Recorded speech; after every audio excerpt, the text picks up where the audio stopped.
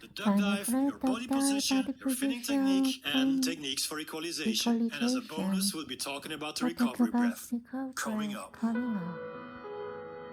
What's up, guys? Today we'll be talking about 5 techniques for beginning freedivers to make you a better freediver. If you're new to this channel, my name is Girl Leroy, helping you master freediving. And honestly, when I started freediving, my life has simply changed for the better. Freediving gave me a space, a way to relax my mind and let go of all my tension. I have found my peace, and now I want you to find your peace through the practicing of freediving. So if you like the idea, consider subscribing and hit the notification bell. Technique number 1, the final breath. So before you take your final breath, you spend at least 2 or 5 minutes just relaxing. We call this the breathe up. So the whole goal of the breathe up is just to get into the zone, to relax your minds, and to prepare for your dive. We usually do this by breathing very lightly, and we call this tidal breathing. It's a small inhalation, a small exhalation, so it is the opposite of deep breathing. We're not going to do something like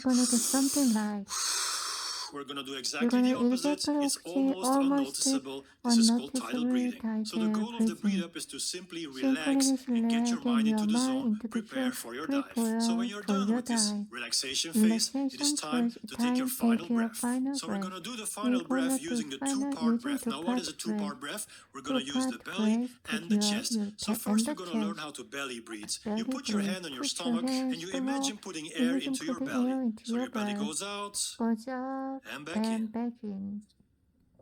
And out, and back in. So you're not going to use any other part of your body. Your whole body stays still, only the belly is moving. Now for chest breathing, we're going to use the chest, obviously. So now air is not going to come into the belly anymore. We're going to visualize, we're going to put air into the chest. So the chest goes open with the inhalation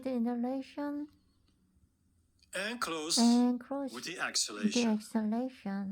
And in and out.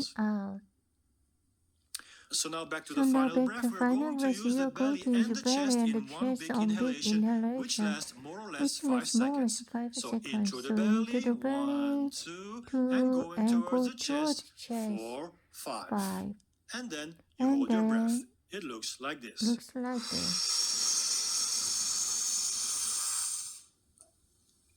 Technique number 2, the duck dive. Now the duck dive is the easiest way to break the surface. Now what does that mean, breaking the surface? Well, in different disciplines in freediving, and the most common is constant weights using bifins, because that is what you've been doing when you were snorkeling. The most common way to break the surface is to lay flat on your belly and go from a horizontal position to a vertical position. So how are we going to duck dive? So you're horizontally on the water, you have your snorkel in your mouth, you take your final breath through the snorkel, and then you take the snorkel out. Once the snorkel is out of your mouth, you're going to extend the hands in front of you, holding the snorkel in one hand. Then you're going to kick once or twice to give yourself a forward momentum. Once you have this forward momentum, you're going to lower your hands into an angle of 90 degrees to point out the direction you're going to dive to. And this is exactly the moment you're going to do the duck dive. Your whole body now is going to follow your hands. So you're going to duck your head into the water, following the direction your arms are pointing out. And at the same time, you're going to lift one leg out of the air, and the weight of that leg is going to push you down under the surface. The duck dive is finished once your fins are under the water. But if this doesn't happen and you start finning, then you're finning into the air and nothing's going to happen. So we see this happening a lot with beginning freedivers. Once your upper body is under the water, you can make one arm stroke to bring your hands from above your head next to your body and propel yourself even a couple of meters deeper underwater. Remember, the whole idea of a duck dive is to get your whole body under the surface so you can start finning. Keep in mind that some students make life a little bit easier by putting more weight on. If you have more weight on you, then obviously you're going to go down easier. But remember that you always have to go up. For every dive that you go down, you have to come up. And if you have more weights on you, that's actually more difficult and sometimes even dangerous. So don't do that, okay? You have to learn how to duck dive with minimal weight or even no weights. If you see me in the footage, I'm not using any weight at all, although I am wearing a pretty thick wetsuit, which makes me quite positively buoyant. So I have to be very efficient in my duck dive. If not, it's impossible for me to get my fins under the water. So I highly advise you, if you practice a duck dive, use minimal amount of weights or even no weights at all. Technique number 3, the body position. Now, when you have done your duck dive and all goes well, then you want to dive deeper. You want to continue diving. Now, the biggest mistake I see beginning freedivers make is the body position. Most people, they go into the what I call the banana shape. So there are a couple of reasons why this banana shape is very counterproductive. Well, first of all, if your body is in a banana shape, then you're going to follow this banana curve. You're never going to dive in a straight line. Second, it puts a lot of stress on the muscles in your neck, and for equalization, you need to be relaxed, especially in your neck. Your whole neck and tongue and oral cavity, your mouth, they have to be relaxed. And there's only one way to do this, and that is to keep your body in a straight position.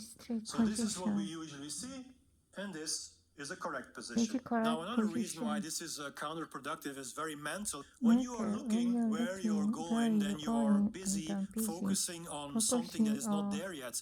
I want you to focus on the moment right now. I want you to focus on relaxation. I want you to focus on equalization. And if you're looking where you're going, you are already focusing on what's happening next, and you forget about the moment itself. So this might be more a philosophical approach, but I think it's very important that you don't look where you're going, at least if you're doing line diving. Okay, if you're snorkeling, if you're fun diving, if you want to look at the fish, eventually you're going to have to look where you're going, but then you do it momentarily. You quickly look up, okay, that's where I am, and then for the most part of your dive, you're going to keep your head in that straight position again. So body position has to be straight and not in a curve.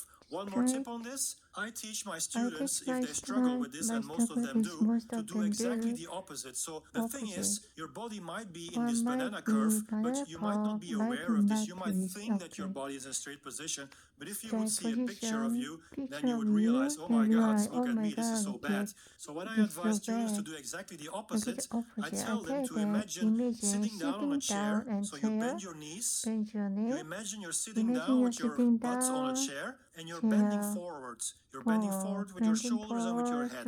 Now, this is obviously not a correct position to dive, but this is an exercise. Because what happens in reality, if you do this, if you imagine sitting down in the chair, like the chair position, and bending forward and going forward with your upper body and your head, in reality, most of the time you will see, if someone takes a picture of you, that your body is pretty straight. So I've been helping students a lot with this tip, and afterwards, when I showed them the pictures, they were like, oh my God, I thought I was really doing the chair position, but now I see I was actually in a straight position, so you might want to try that. Technique number 4, the kicking technique, how to kick your fins. Well, there's a lot we can say about this, and in courses they teach you to kick from the hip and to make a kind of a bigger amplitude. And why are they saying this? Because, well, if you don't know how to do it, you're probably going to do something that we call the bicycle kick, which is a kick that doesn't put any power from your legs towards your fins. So that's why initially we teach, well, I'm saying just instructors in general in courses, they teach you to keep your legs more or less straight and just have a little bend on your knee. So yes, that is how I would teach a beginner to kick the fins, but you will see as you progress, as you will become a better freediver, that there are actually many ways to kick the fins. And if you analyze the technique of elite freedivers, you will see that they're all having their own technique. And for me personally, I don't even really know how I kick the fins. So when I do a dive, my deepest dives are in the 70s now. When I do 70 meters by fins, honestly, I don't really know how I kick. All I focus on is letting my legs decide how I use the power from my legs in the best possible way to transfer that power towards your fins and have a maximum output. Now, I do realize that this is not what you can say to a beginner. You cannot tell a beginner, okay, just try whatever and see what works best. A beginner needs guidance, and that's why in courses we teach the bigger amplitudes and keeping your legs more or less straight with a little bend in the knee when you go forwards. So when you bring the leg forward, you're going to bend the knee a little bit, and when you bring the leg backwards, the leg is straight. Your ankles should be all relaxed. There's nothing specific you do with your feet. Just let your ankles hang loose, let them relax.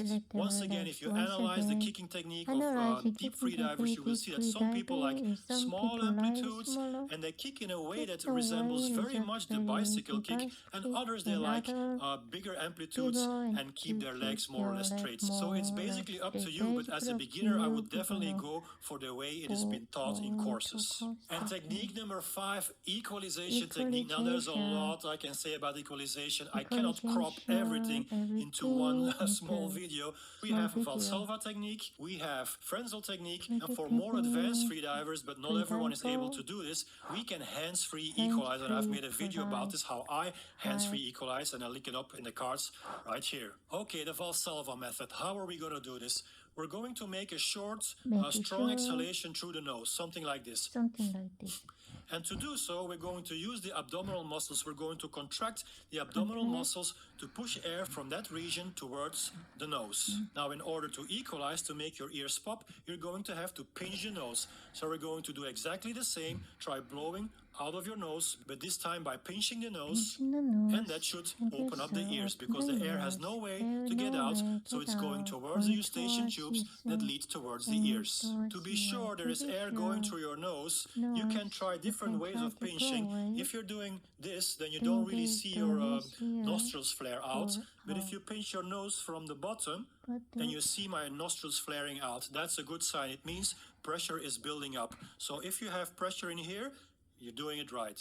Another way of equalization is the Frenzel method. This time you're not going to use your abdominal muscles anymore. In fact, this whole abdominal region is not going to move. So this time you're going to use your tongue, the back of your tongue, as a piston to push air from here towards your ears. To check if you're doing it right, your larynx should move. You can see the larynx going up and down. So you're pushing air towards your ears, and if you're doing it right, you should be